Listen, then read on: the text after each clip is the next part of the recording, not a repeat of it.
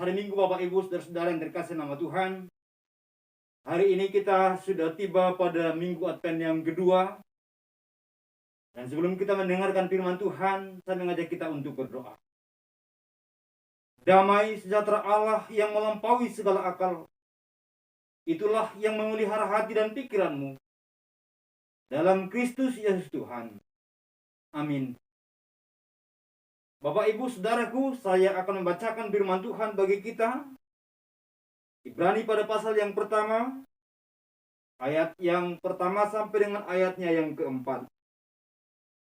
Dengan judul perikop Lembaga Alkitab Indonesia, Allah berfirman dengan perantaraan anaknya. Firman Tuhan.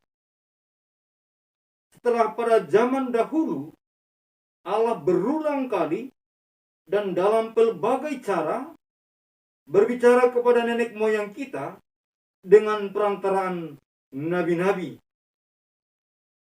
Maka pada zaman akhir ini, Ia telah berbicara kepada kita dengan perantaraan anaknya, yang telah Ia tetapkan sebagai yang berhak menerima segala yang ada. Oleh Dia, Allah telah menjadikan alam semesta. Ia adalah cahaya kemuliaan Allah dan gambar wujud Allah, dan menopang segala yang ada dengan firman-Nya yang penuh kekuasaan. Dan setelah Ia selesai mengadakan penyucian dosa, Ia duduk sebelah kanan yang maha besar di tempat yang tinggi, jauh lebih tinggi daripada malaikat-malaikat, sama seperti nama yang dikaruniakan kepadanya jauh lebih indah daripada nama mereka. Yang berbahagia adalah setiap orang yang mendengar dan melakukan firman Tuhan. Bapak Ibu Saudaraku, tema kita pada Minggu Advent yang kedua ini, Allah berbicara kepada kita melalui anaknya. Kita memasuki Minggu Advent yang kedua. Di tempat-tempat keramaian, mungkin sudah banyak terdengar instrumen lagu-lagu Natal.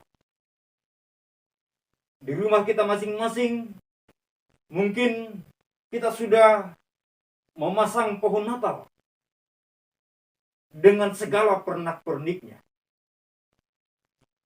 Apa yang kita persiapkan, segala itu adalah menunjukkan kasih kita dan juga menyambut Natal. Menunjukkan kasih kita kepada Tuhan dengan penuh sukacita untuk kita menyambut Natal Kristus, di mana janji Allah digenapi bahwa Dia mengutus putranya yang tunggal untuk menebus kita. Nats ini berbicara kepada kita bagaimana Allah berbicara kepada umatnya, bagaimana Allah berbicara kepada umat manusia. Dan dikatakan kalau pada zaman dahulu Allah berbicara melalui nabi-nabi dengan berulang kali dan dalam pelbagai macam cara. Allah yang kita sembah adalah Allah yang berbicara, Allah yang menyampaikan segala maksudnya, Allah yang menyampaikan pesannya, Allah yang berkomunikasi dengan umatnya.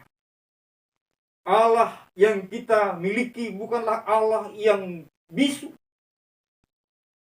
yang tidak mengerti isi hati umatnya, dan yang tidak mau mengatakan segala sesuatu kepada umatnya. Tapi Allah yang kita sembah, Allah yang kita puja, Dia tahu bahwa kita butuh mendengarkan suaranya sebagai tuntunan, panduan dalam perjalanan hidup kita. Maka dikatakan pada bagian ini bahwa pada zaman dahulu Allah berbicara kepada kita melalui para nabi. dengan berulang kali dan dengan berbagai macam cara. Allah yang berbicara dengan berulang kali. Kata berulang kali itu di dalam bahasa Yunaninya polumeras. Pelbagai cara itu polutropos. Dan kata polu itu sendiri berarti banyak. Jadi Allah berbicara melalui para nabi dengan berbagai macam cara. Itu berarti bahwa banyak cara yang digunakan untuk berbicara kepada kita. Dan juga dikatakan bahwa Allah berbicara kepada kita atau kepada umat manusia berulang kali. Bukan hanya berkali-kali. Berarti banyak kali ia berbicara kepada umatnya.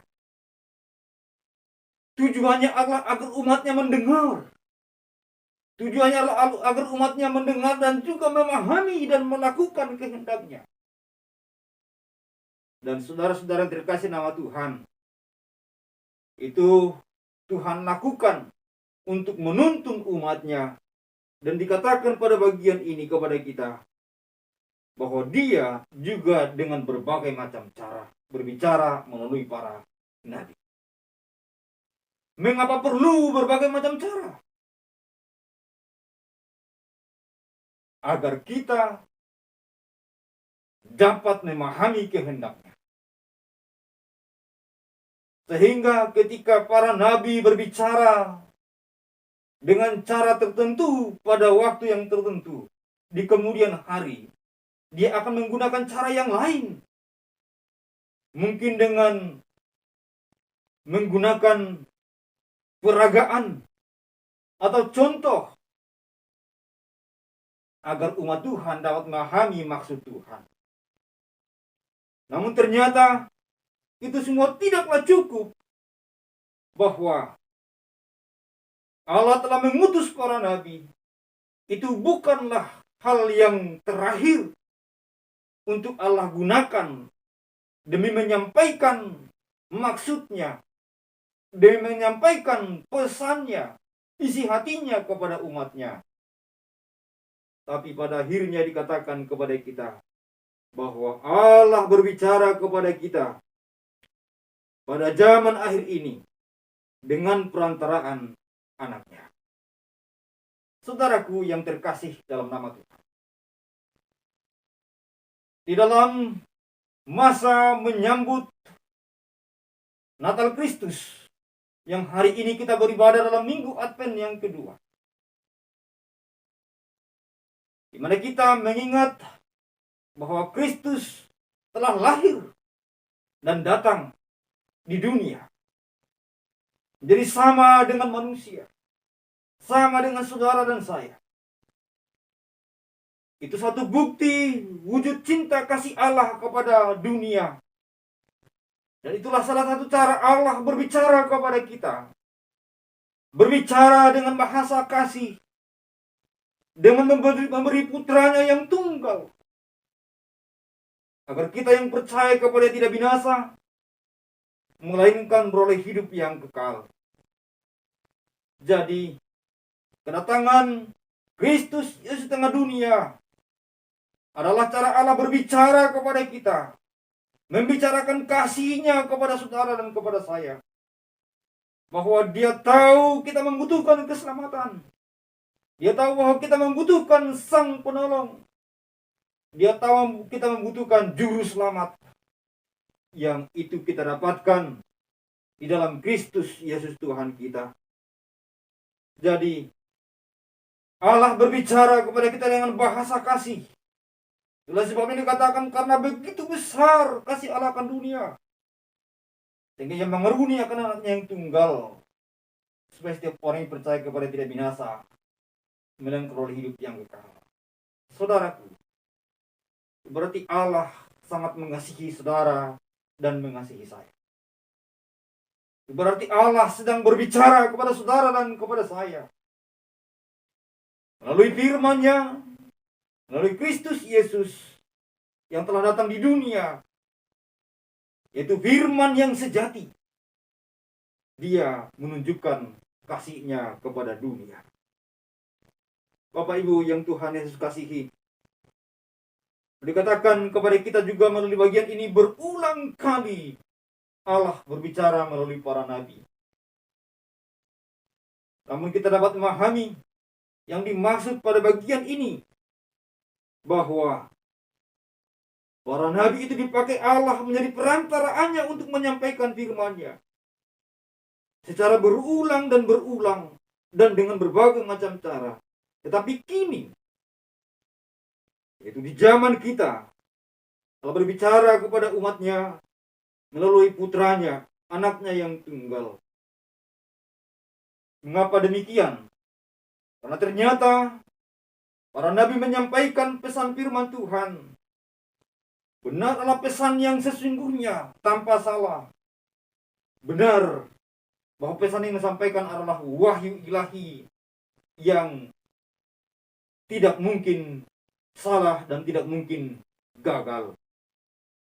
Tapi bahwa wahyu ilahi yang disampaikan oleh mereka adalah merupakan wahyu yang belum sampai kepada batas final. Mereka menyampaikan yang berupa fragmentasi, yaitu pecahan dan pecahan. Dan pada akhirnya, di dalam Kristus, firman Allah yang hidup itu, sampailah kepada kita wahyu ilahi yang final dan yang sempurna. Saudaraku, dikatakan juga pada kita melalui bagian ini, bahwa Dia, yaitu anaknya, yaitu Yesus Kristus Tuhan kita, ialah yang berhak menerima segala yang ada. Oleh Dia Allah telah menjadikan alam semesta sebagai cahaya kemuliaan Allah. Yang kalau bahasa aslinya adalah augasma, yang dalam pengertian kemuliaan, pancaran sinar Allah. Oleh karena itu, Yesus Kristus adalah Tuhan dan Juru Selamat yang memancarkan kasih Allah di tengah dunia, agar kita dapat melihat terang yang sesungguhnya. Kalau dalam Injil Yohanes pada pasal yang pertama, terang yang sesungguhnya telah datang di tengah dunia. Siapakah terang yang sesungguhnya itu? Dia adalah Yesus Kristus, yang menerangi hati dan pikiran kita, yang dapat menerangi perjalanan hidup kita, yang dapat menerangi segala hal tentang kehidupan yang kita hidupi ini. Oleh karena itu, saudara-saudara yang terkasih nama Tuhan, kita berada dalam minggu Advent dan menyambut masa raya Natal dengan mengucap syukur kepada Tuhan dan terus dipandu oleh Dia sebagai cahaya kemuliaan Allah, cahaya kemuliaan yang terpancar dari Allah untuk menerangi hati, pikiran, dan hidup kita. Saudaraku yang Tuhan Yesus kasihi, bukan hanya sebagai cahaya kemuliaan Allah, tapi dikatakan juga Dia yang berbicara itu, Dia yang adalah firman hidup itu, yaitu Yesus Tuhan sendiri. Dia adalah wujud Allah. Itu berarti jika kita adalah orang-orang yang menyembah Allah, maka sudah seharusnya kita juga adalah penyembah yang memuliakan Yesus Kristus Tuhan. Dialah yang menopang segala sesuatu yang ada dengan firman-Nya dengan penuh kekuasaan. Saudaraku, kalau pada zaman dahulu, gereja-gereja kuno sangat-sangat menghargai doktrin pemeliharaan Allah. Gereja-gereja kuno atau gereja-gereja pada masa lalu, mereka sangat ketat dengan doktrin pemeliharaan Allah. Itu sebabnya di dalam pentahbisan ibadah, dia selalu diawali pertolongan kepada kita adalah dalam nama Tuhan yang menciptakan langit dan bumi, dan yang tersedia untuk selama-lamanya, dan tidak pernah meninggalkan perbuatan tangannya. Bagi gereja mula-mula, itu adalah satu formasi doa dan tahbisan yang sangat penting, bahkan sampai kita kepada masa kini. Mengapa demikian? Karena tahbisan yang demikian menggambarkan Allah yang Maha Kuasa, yang berkuasa menciptakan, tapi juga berkuasa untuk memelihara. Allah yang berkuasa menciptakan dan memelihara perjalanan kehidupan umat manusia dan segala ciptaan. Dia bukan Allah yang fatalis, yang tahu mencipta lalu melupakan atau meninggalkan. Di dalam Kristus, Allah menunjukkan pemeliharaan. Di dalam Kristus, Allah menunjukkan bagaimana Dia ingin agar umat manusia terpelihara. Yang kita maksudkan secara teologi Kristen bukan pemeliharaan hanya bersifat makan dan minum tubuh sehat, tetapi pemeliharaan dalam kehidupan secara rohani. Ketika manusia jatuh dalam dosa, maka mereka mati secara rohani. Tetapi mereka perlu dipelihara.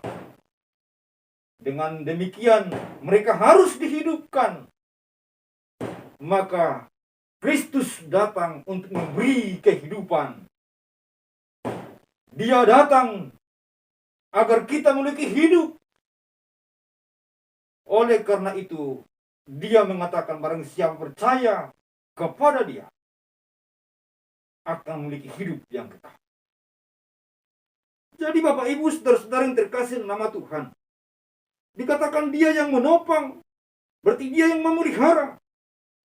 Dan juga bukan hanya memelihara tentang jasmania belaka, tapi juga memelihara persekutuan. Karena persekutuan yang lama di dalam Adam telah terputus. Karena dosa telah memisahkan manusia daripada Allahnya. Oleh karena itu persekutuan melalui Adam telah terputus. Tetapi persekutuan melalui Kristus menyatukan kita kembali kepada suatu hubungan yang harmonis, sehingga kita dapat berkata, ya Aba, ya Bapa. Sehingga kita dapat berkata, ya Bapa, kepada Sang Pencipta. Karena sudah terjadi pemulihan akan suatu hubungan yang telah terputus itu. Bapak, Ibu, Saudaraku yang terkasih dalam nama Tuhan. Kemudian dikatakan kepada kita, setelah Ia selesai mengadakan penyucian dosa, Ia duduk di sebelah kanan yang Maha Kuasa, yang Maha Besar, di tempat yang tinggi. Sebagai firman yang hidup, sebagai bahasa kasih Allah untuk saudara dan saya, Yesus Kristus juga akan dimuliakan untuk selamanya, karena Dia yang menyucikan manusia dari dosa. Tidak ada cara lain. Semua manusia berdosa, dan tidak ada cara penghapusan dosa selain daripada Kristus yang rela mati bagi penebusan dosa kita. Hanya iman yang kita punya kepada Dia, dan hanya pengorbanan Dialah yang dapat menyucikan kita, menguduskan kita. Oleh karena itu, tidak ada satupun yang lebih tinggi daripada Tuhan Yesus Kristus, Tuhan kita. Itulah sebabnya dikatakan bahwa Dia jauh lebih tinggi daripada para malaikat, dan namanya jauh lebih indah daripada nama mereka. Jadi Bapak Ibu, perhatikan dua hal dari nas ini. Yang pertama, perbandingan antara Kristus dan para nabi. Kalau pada zaman dahulu Allah berbicara kepada nenek moyang kita melalui para nabi secara berulang-ulang dengan berbagai macam cara. Tetapi pada zaman saat ini, yang dikatakan oleh penulis Ibrani, yaitu zaman akhir ini, Allah telah berbicara kepada kita melalui anaknya yang ditetapkan sebagai yang berhak menerima segala yang ada. Kalau para nabi harus berulang-ulang dengan berbagai macam cara, tetapi Kristus dikatakan telah berbicara kepada kita melalui Kristus Tuhan. Tidak dikatakan berulang-ulang dan tidak dikatakan berbagai macam cara. Mengapa? Karena kesempurnaan wahyu ilahi itu ada di dalam Dia, dalam Kristus Tuhan. Dan bahkan bukan hanya sekedar kesempurnaan ilahi, wahyu ilahi. Bahkan oleh Injil Yohanes pada pasal yang pertama, bahwa di arah firman itu sendiri, di firman yang hidup. Oleh karena itu, dapatlah terlihat perbandingannya, bahwa Dia jauh lebih tinggi daripada para nabi. Maka jangan pernah ada yang dapat membandingkan antara nabi siapapun dibandingkan dengan Dia. Karena kesempurnaan adalah miliknya. Karena Dia adalah sang ilahi. Tetapi nabi manusia, nabi-nabi lain tidaklah menunjukkan kesempurnaan. Karena masih disebut sebagai manusia. Yang namanya manusia adalah fana dan begitu banyak dosa dan kelemahan. Saudaraku yang terkasih nama Tuhan, kemudian dapat dibandingkan juga antara malaikat dan Kristus. Kalau malaikat sering sekali juga dipakai menjadi alat Tuhan menunjukkan kemuliaan. Sering sekali Allah menunjukkan kemuliaan melalui para malaikat. Tetapi mereka hanya sebagai alat untuk menunjukkan. Tetapi Kristus bukan hanya alat, tetapi Dialah kemuliaan itu sendiri. Dialah cahaya kemuliaan. Dan Dialah yang berhak untuk segala sesuatu. Sambutlah Minggu Advent yang kedua, menyongsong masa raya Natal. Ingatlah akan kasih dan pemeliharaan Allah. Ingatlah akan kasih Allah yang berbicara kepada saudara dan saya. Allah yang agung, yang mau berbicara kepada kita. Yang mau menyampaikan pesan-pesannya kepada kita. Oleh karena itu kita pantas menghargai pesan-pesan firman Tuhan. Pesan yang datang dari Allah. Untuk menjadi panduan dan teladan bagi jalan hidup kita. Sambutlah Advent yang kedua, memasuki masa raya Natal. Dengan mensyukuri Tuhan. Bahwa Dia Allah yang penuh kasih dan kemurahan bagi kita. Tuhan memberkati kita. Mari kita berdoa. Terpujilah Engkau ya Bapa atas segala kasih dan kemurahan-Mu. Kami tahu kami adalah umat-Mu yang Engkau kasihi. Sehingga Engkau datang di tengah dunia ini ya Tuhan, ya Yesus, untuk menebus kami. Maka kami dapat mengenal bahasa kasih yang datang dari Allah. Itu kasih yang sempurna. Kasih yang rela menerangi kami, menuntun kami, dan memelihara. Terima kasih ya Tuhan, hari ini kami berdoa bagi saudara kami yang lemah. Engkau kuatkanlah mereka. Bagi mereka yang susah, Engkau hiburkanlah mereka. Bagi mereka yang berkekurangan, berilah mereka kelimpahan. Terpujilah Engkau ya Tuhan. Jenis COVID yang baru ya Tuhan. Varian Omikron yang sedang menggemparkan dunia. Kami berdoa, lindungilah umat-Mu. Kasihanilah kami semua. Jauhkan kami dari pandemi ini ya Tuhan. Kami berdoa juga Tuhan buat perubahan iklim dan cuaca yang begitu menakutkan pada hari-hari terakhir ini. Ke dalam tangan-Mu kami serahkan kehidupan kami semua. Engkaulah perlindungan, Engkaulah kekuatan. Memasuki Minggu Advent kedua, ketiga, keempat, dan masa raya Natal, kami sangat bersyukur kepada-Mu. Dan Tuhan, tetaplah Engkau menyertai kami. Engkau Allah yang Immanuel. Dalam Kristus kami telah berdoa dan bersyukur. Saudaraku yang terkasih nama Tuhan, mari arahkan hati dan pikiranmu kepada Tuhan. dan terimalah berkat. Kiranya kasih karunia dan damai sejahtera dari Allah Bapa dan Tuhan kita Yesus Kristus dengan perantaraan Allah Roh Kudus itulah yang menyertai berkati saudara hari ini sampai selama-lamanya. Amin. Amin. Tuhan berkati kita semua. Selamat merayakan Minggu Advent yang kedua. Tuhan senantiasa menyertai, menopang, melindungi, mengasihi kita semua. Sampai ketemu dalam pelayanan kita selanjutnya. Amin.